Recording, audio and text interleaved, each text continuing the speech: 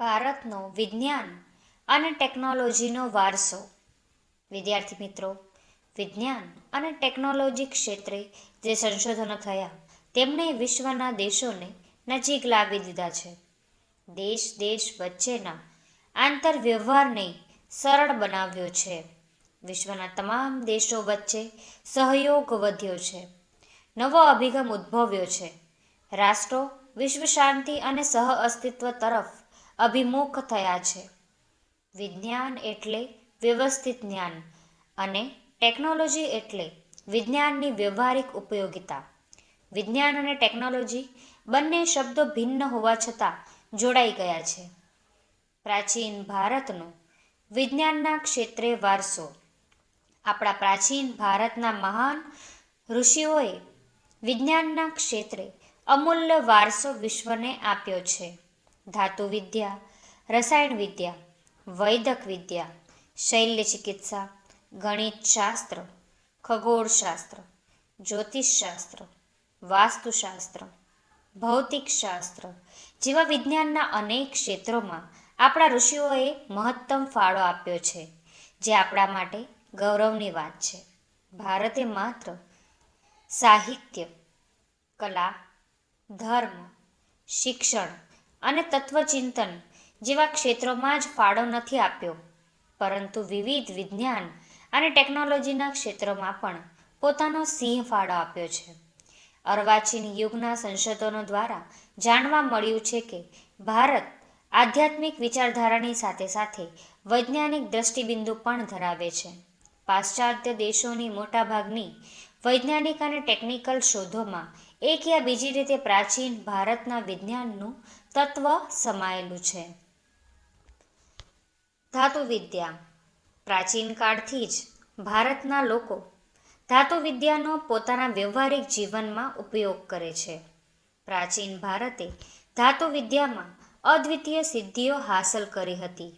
એના ઉદાહરણ સ્વરૂપે સિંધુકાલીન સંસ્કૃતિમાંથી મળી આવેલી નર્તકીની પ્રતિમા, તક્ષશિલામાંથી પ્રાપ્ત થયેલી કુષાણ રાજવીના સમયની ભગવાન બુદ્ધની પ્રતિમાઓ, ચોલ રાજવીના સમયમાં તૈયાર થયેલા ધાતુ શિલ્પો, ચેન્નઈના સંગ્રહાલયમાં સચવાયેલું આંતરરાષ્ટ્રીય ખ્યાતિ ધરાવતું નૃત્યકલાના ઉત્કૃષ્ટ નમૂનારૂપ મહાદેવ નટરાજનું શિલ્પ તથા ધનુર્ધારી શ્રી રામનું શિલ્પ, દેવદેવીઓ, પશુ પક્ષી તથા સોપારી કાપવાની સુડીઓ વગેરેને ગણાવી શકાય.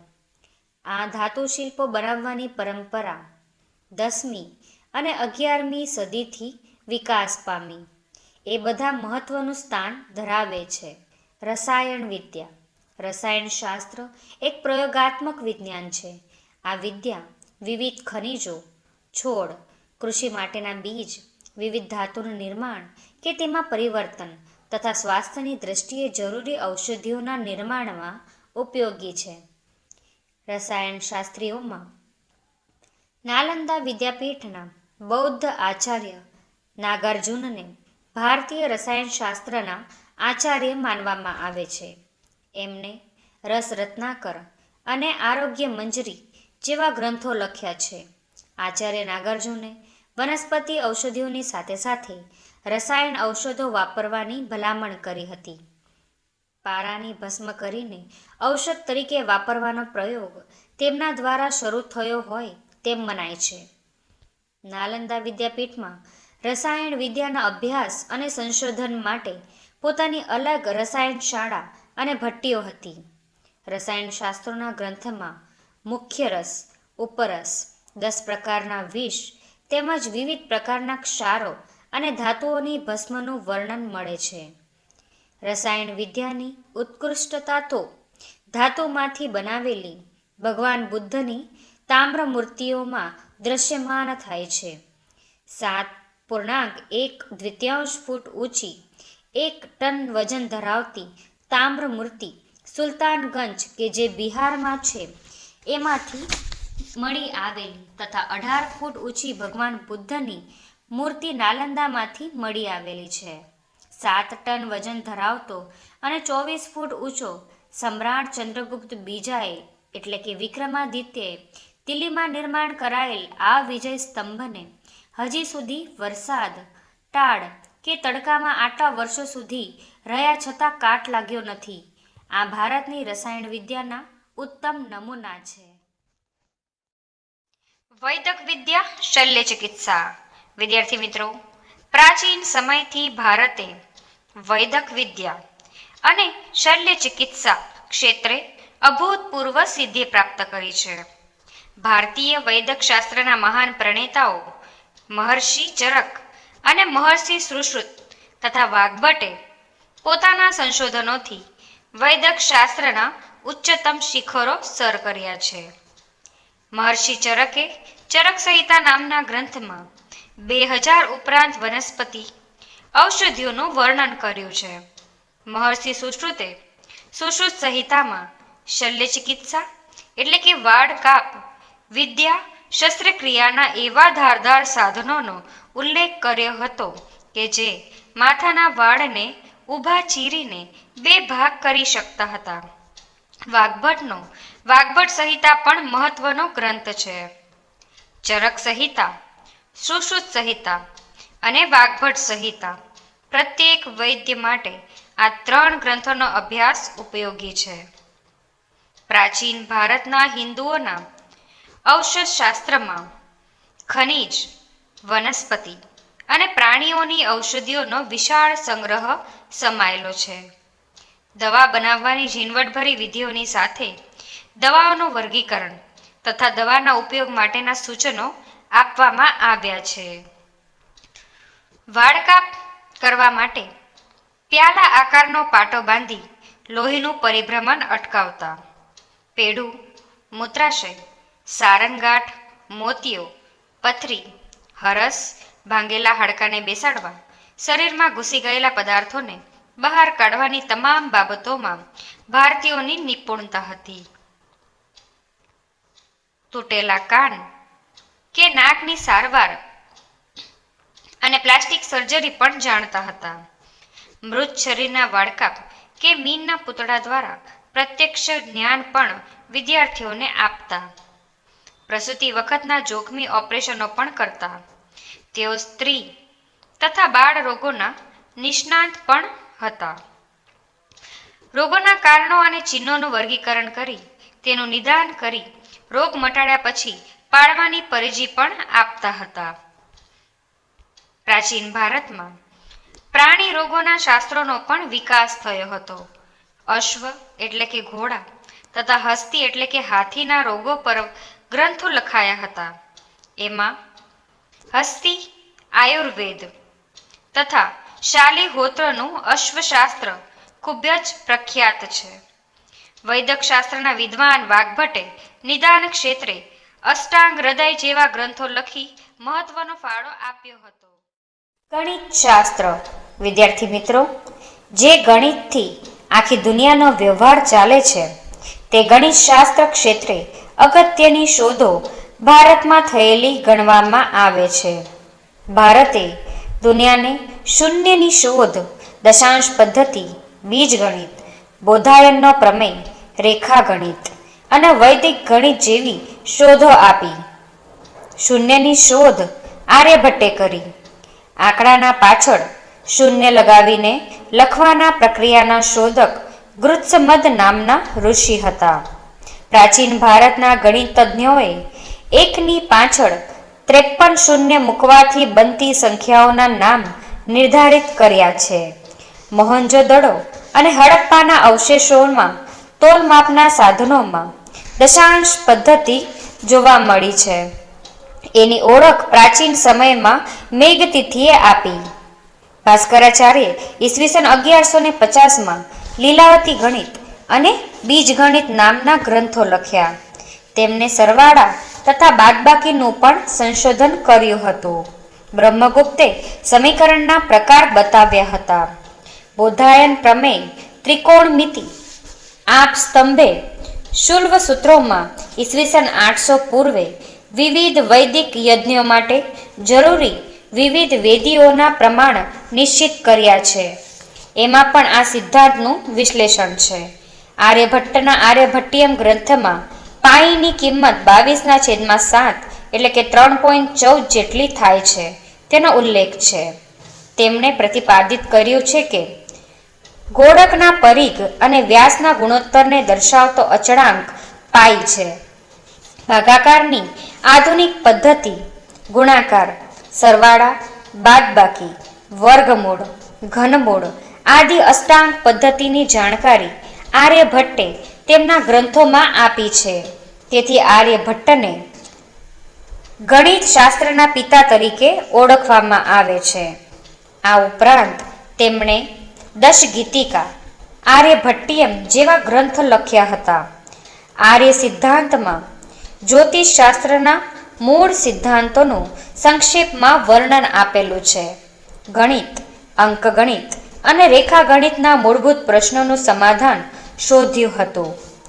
આ ઉપરાંત ગણિતશાસ્ત્રના જુદા જુદા પાસાઓની ચર્ચા અનેક વિદ્વાનોએ પોતપોતાના ગ્રંથોમાં કરી. તેમાં બોધાયન, આપસ્તંભ અને કાત્યાયન, ભાસ્કરાચાર્ય, બ્રહ્મગુપ્ત વગેરેનો સમાવેશ કરી શકાય. અન્ય વિજ્ઞાનો. વિદ્યાર્થી મિત્રો, પ્રાચીન ભારતમાં જુદા જુદા વિજ્ઞાન વિષયક ગ્રંથોનું નિર્માણ થયું. તેવા અન્ય વિજ્ઞાનો વિશે હવે જાણીએ. વિજ્ઞાન આધારિત શાસ્ત્રોના નામ કરતા જેમ કે પ્રજનન શાસ્ત્ર, બ્રાહ્મવ્ય પાંચાલ, ચિકિત્સા સંગ્રહ, ચક્રપાણી દત્ત, કામસૂત્ર, વાત્સ્યાયન, વૃક્ષ આયુર્વેદ, મહામુનિ પારાશર, યોગશાસ્ત્ર, મહામુનિ પતંજલિ, યંત્ર સર્વસ્વ, મહર્ષિ ભારદ્વાજ, કાલગણના, શકમુનિ.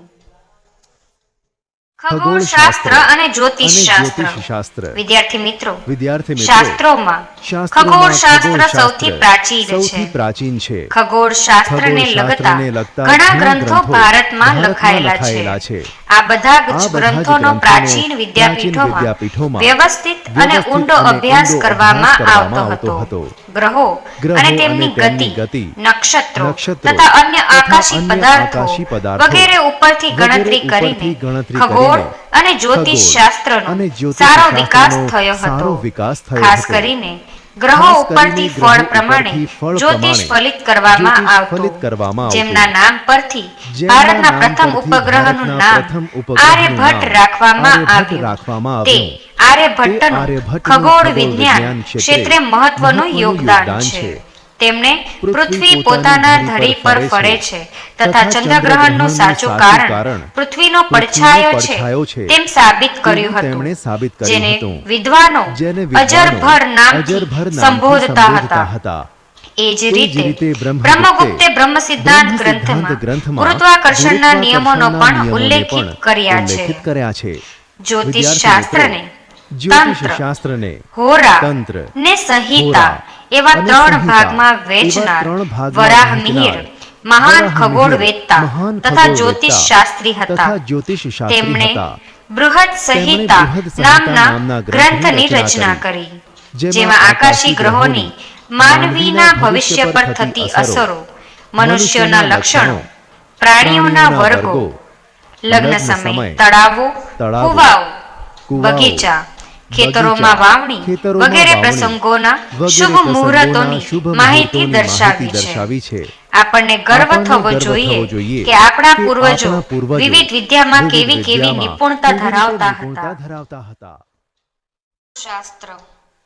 પ્રાચીન ભારતનું વાસ્તુશાસ્ત્ર ક્ષેત્રે મહત્વનું પ્રદાન છે.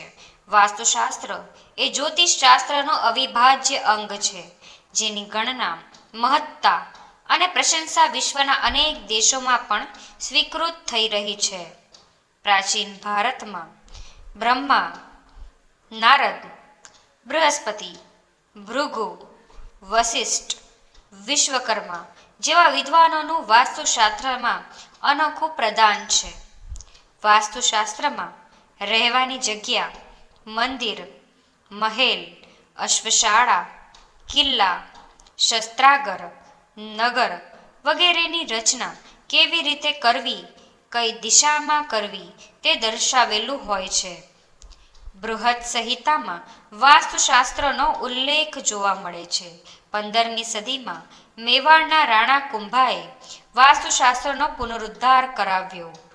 વાસ્તુશાસ્ત્રને 8 ભાગમાં વહેંચનાર દેવોના પ્રથમ સ્થપતિ વિશ્વકર્માને માનવામાં આવે છે.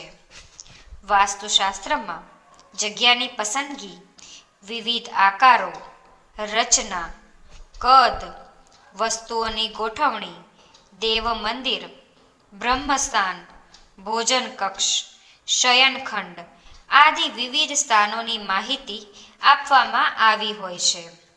વાસ્તુશાસ્ત્રના દ્રષ્ટિબિંદુમાં હવે પરિવર્તન આવ્યું છે, જ્યારે તેને હવે વિદેશોમાં પણ સ્વીકૃતિ મળી રહી છે. પ્રાચીન ભારતના વિજ્ઞાનનું જ્ઞાન વિશ્વમાં સ્વીકાર્ય થયું છે. આપણા ભારતની સંસ્કૃતિ વિશાળ અને વૈવિધ્યસભર છે. તેમાં ધર્મ અને વિજ્ઞાન, પરંપરાગત આદર્શો, વ્યવહારિક જ્ઞાન અને સમજણનો સુભગ સમન્વય થયો છે, જે વિશ્વના બહુ ઓછા દેશોમાં છે. આપણી સંસ્કૃતિમાં સહિષ્ણુતા અને સમાનતા જોવા મળે છે. અહીં દરેક વ્યક્તિના ધર્મ, જીવન પદ્ધતિ તથા મૂલ્યોમાં વૈવિધ્ય હોવા છતાં આપણા દેશમાં એકતાના દર્શન થાય છે. વિવિધતામાં એકતા એ ભારતીય સંસ્કૃતિનું મૂળભૂત લક્ષણ છે, એ ભૂલવું ન જોઈએ.